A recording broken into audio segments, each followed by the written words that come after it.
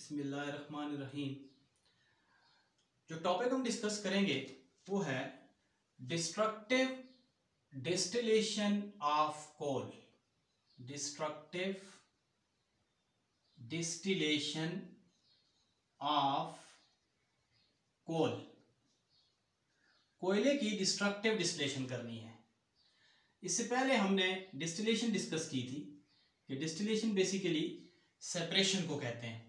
Destructive distillation normally किसी भी चीज को हाई टेम्परेचर पे हीट करके डिकम्पोज करने को कहते हैं and the absence of oxygen.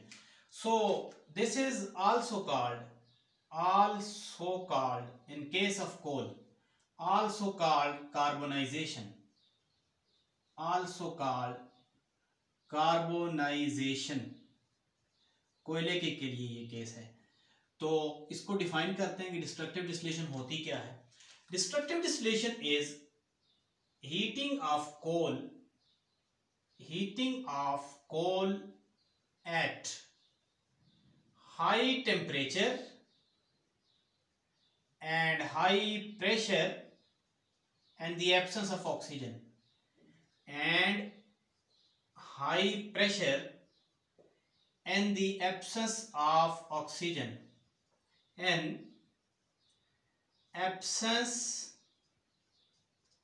of oxygen O2 is called destructive distillation। Mean हम कोल को अगर हीट करें हाई टेम्परेचर पे हाई प्रेशर पे और ऑक्सीजन यूज ना करें, this is called destructive distillation. अब जब हम कोल को हीट करते हैं हाई टेम्परेचर पे हाई प्रेशर पे, हमारे पास चार मेन फ्रैक्शन ऑब्टेन होती हैं। जो पहली फ्रैक्शन ऑब्टेन होती है डेट इज कॉल्ड कोक। जो दूसरी फ्रैक्शन ऑब्टेन होती है that is called coal tar. जो तीसरी फ्रैक्शन ऑब्टेन होती है that is called ammoniacal liquor. और जो चौथी फ्रैक्शन ऑब्टेन होती है that is called coal gas. ये चार फ्रैक्शन ऑब्टेन होती हैं। यानी कि अगर हम किसी भी कंटेनर में किसी भी बंद कमरे में अगर हम कोल को हीट करेंगे तो कोल को हीट करने के बाद हमारे पास चार चीज़ें आती हैं। फर्स्ट ऑफ ऑल हमारे पास एक तरह का ब्लैकिश सॉलिड रेजिड्यू आ जाता है। उसके बाद कुछ लिक्विड पोर्शन आता है और उसके बाद कुछ गैसियस पोर्शन आता है। That is called destructive distillation. अब बारी बारी हम देखते हैं कि कोक क्या चीज़ है, कोल तार क्या चीज़ है, अमोनिकल लिकर क्या चीज़ है। तो सबसे पहले देखते हैं कि कोक क्या चीज़ होती है। बुनियादी तौर पे हम कोल से ऑर्गेनिक कंपाउंड ऑब्टेन करना चाह रहे हैं, लेकिन समटाइम ऑर्गेनिक के अलावा इनऑर्गेनिक फ्रैक्शन भी ऑब्टेन होता है। तो first of all is Coke. Coke is a solid residue mostly contain carbon.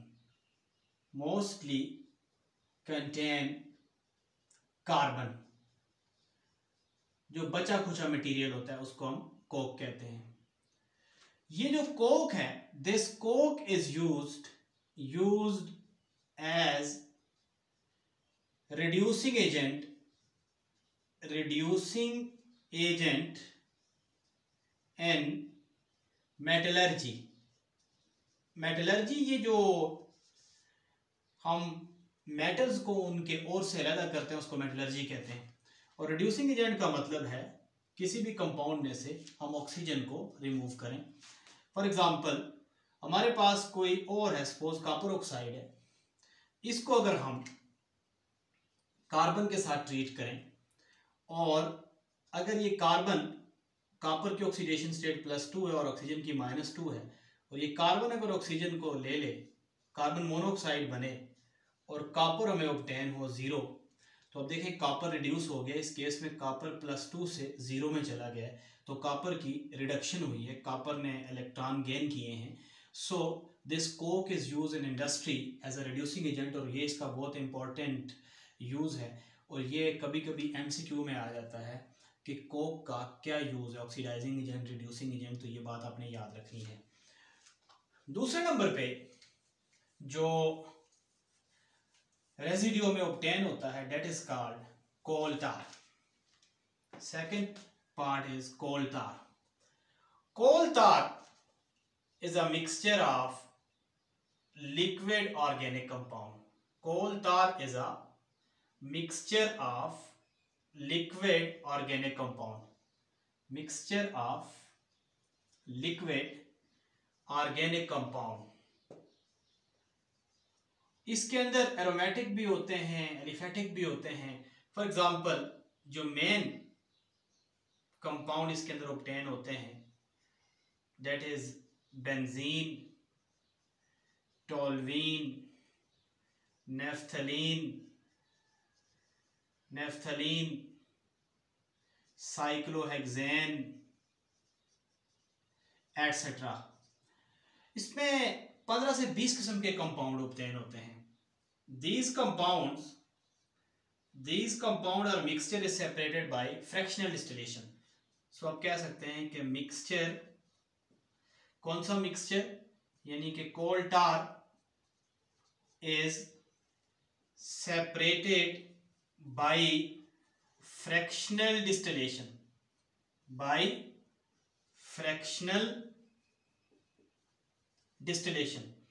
Fractional distillation का मतलब है बॉइलिंग पॉइंट के डिफरेंस के लिहाज से हम इनको अलग करते हैं।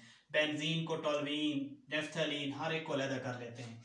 और चूंकि ये सारे के सारे लिक्विड्स हैं इसलिए इनको मुख्तलिफ मैन्युफैक्चरिंग प्रोसेस में यूज करते हैं। सो हम ये कह सकते हैं कि coal tar is used in manufacturing of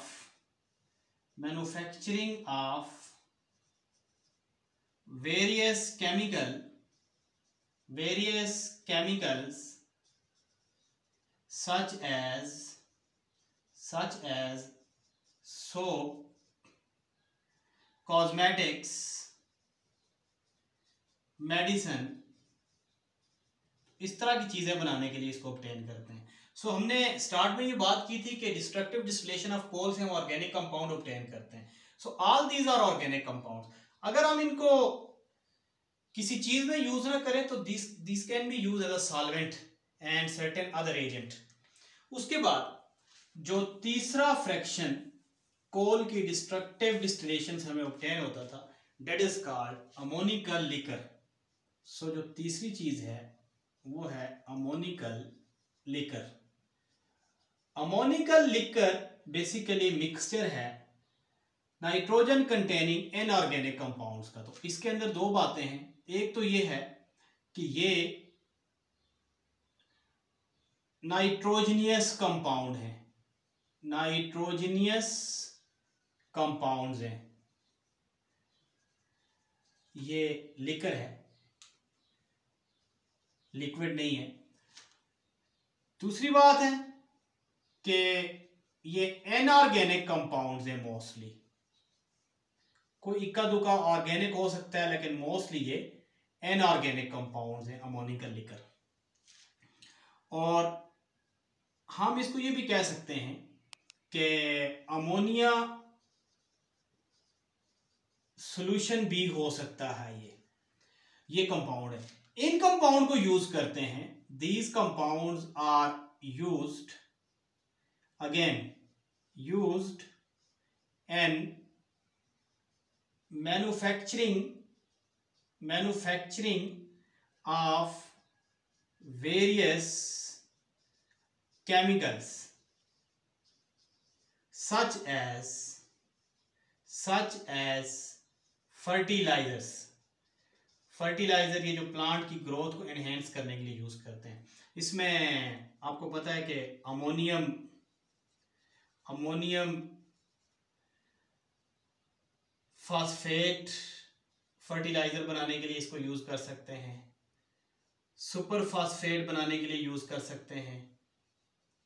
इसके अलावा अमोनियम क्लोराइड बनाने के लिए इसको यूज़ कर सकते हैं। सो ये इनका बहुत बड़ा इंपॉर्टेंट यूज़ है कि हम इनको नाइट्रोजनस फर्टिलाइजर बनाने के लिए यूज़ कर सकते हैं अमोनिकल लिकर को।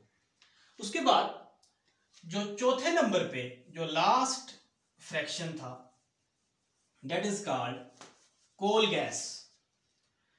अब कोल गैस क्या चीज है? Coal gas as the name indicate कि वो गैस जो कोयले से ऑब्टेन होती है या कोयले से रिलेटेड किसी प्रोसेस में ऑब्टेन होती है। ये भी मिक्सचर है, it is a mixture of दो तीन गैसेस का ये मिक्सचर है जिसमें कार्बन मोनोऑक्साइड, जिसमें हाइड्रोजन एंड मीथेन, इन तीन गैसेस का ये मिक्सचर है। ज्यादा पोर्शन इसके अंदर कार्बन मोनोऑक्साइड और हाइड्रोजन का होता है। So mixture of carbon monoxide,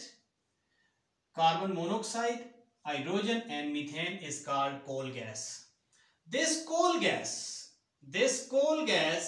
is used as a fuel because it is a combustible material. सो ये कंबस्टिबल मटेरियल है तो इसके लिए भी इसको यूज कर सकते हैं। दूसरी इंपॉर्टेंट बात ये है, इससे अगले लेक्चर में हम डिस्कस करेंगे, coal gas is used to manufacture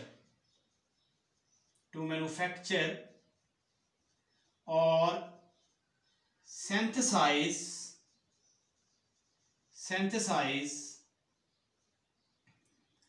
petroleum. Artificial petroleum को भी इसको सिंथेसाइज करने के लिए यूज कर सकते हैं या गैसोलीन के लिए इसको यूज कर सकते हैं। और ये जो कोल गैस है इसका एक और नेम भी है, that is called town gas, also called town gas। बहुत सारी जगहों पे सीएनजी स्टेशंस के बाहर उनके नाम लिखे होते हैं और बाद सीएनजी स्टेशन के नाम ही टाउन गैस के नाम से लिखे होते हैं। So this is used as a petroleum after synthesis. Thank you very much.